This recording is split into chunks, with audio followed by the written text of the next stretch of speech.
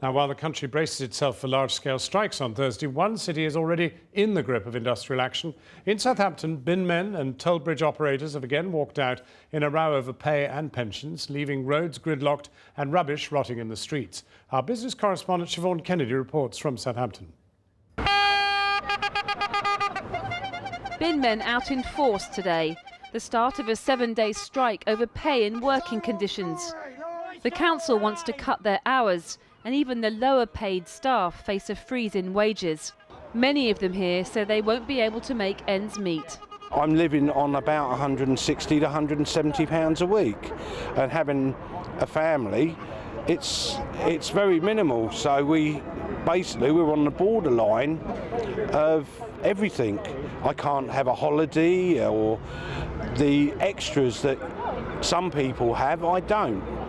The binmen's battle with the council began in May. Meanwhile, the public suffer as rubbish is left to pile up on the streets, and the backlog's getting bigger by the day.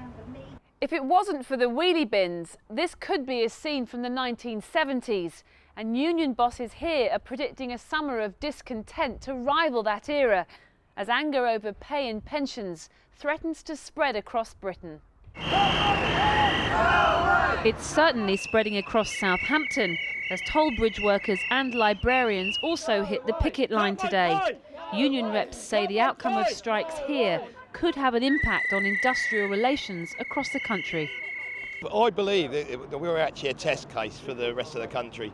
I mean, everybody within the country, all the councils, and we've had messages from all over the country and in Europe, in fact. You know, everybody's looking at Southampton as being the test case for what goes on in this country. The council leader was in Birmingham at a conference today, but even there he couldn't escape the protests. He was nonetheless unapologetic, though. But better to be in a job on slightly less looking for another job than to be on job seekers allowance of £60 a week looking for a job from the dole. So the way I look at it, this is protecting jobs. Fighting talk, but the binmen aren't his only problem, as teachers too, in schools like this one, plan to down tools on Thursday as part of a national dispute over pensions. And even the head teacher, who isn't striking, is angry.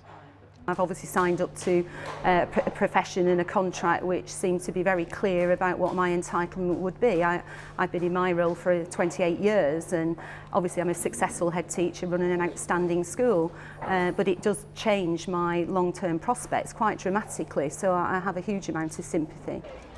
So too, it seems, to the parents.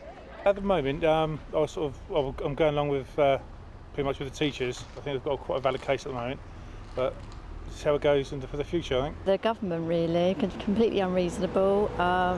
They don't see it from our point of view at all, from the teachers' point of view. Yes, I completely support them.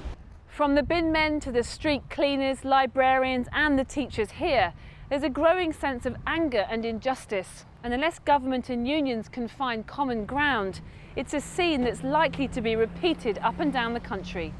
Siobhan Kennedy, Channel 4 News in Southampton.